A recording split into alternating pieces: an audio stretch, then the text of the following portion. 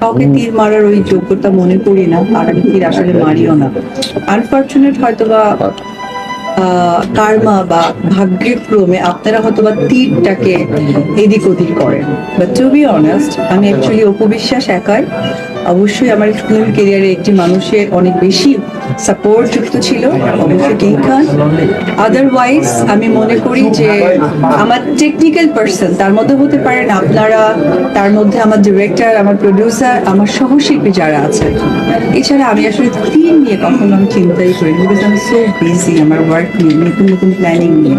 আসলে আমি আজকে সোশ্যাল মিডিয়াতে বলি আমি আসলে কাজ করতে এসেছি।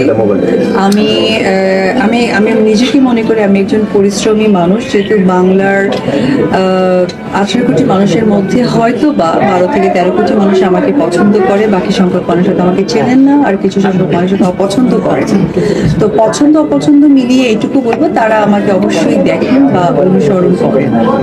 আমার কাছ থেকে অনেক মানুষই জানতে চায়, কারণ একজন সেলিব্রিটি শুধুমাত্র যে তার কাজের বহিঃপ্রকাশ ঘটায় তা কিন্তু না। আমি আসলে চলচ্চিত্রতে আসলে কোনো না কোনো গল্পকে কেন্দ্র করে কোনো না কোনো গল্পের বহিঃপ্রকাশ বা কোনোটা আদলে থাকতেই হয়, এটা আমরা চিরচরিত সত্য কথা। আবার আমাদের আশেপাশের প্রেক্ষাপট থেকেও গল্পকে পিক করা হয়, দেখা যায় সেটার সম্বন্ধে আসলে কতটুকু বার্তা আমি আপনাদের কাছে পৌঁছাতে পারি। এখন যে যেভাবে চিন্তা করছে ওভাবেই থাকে।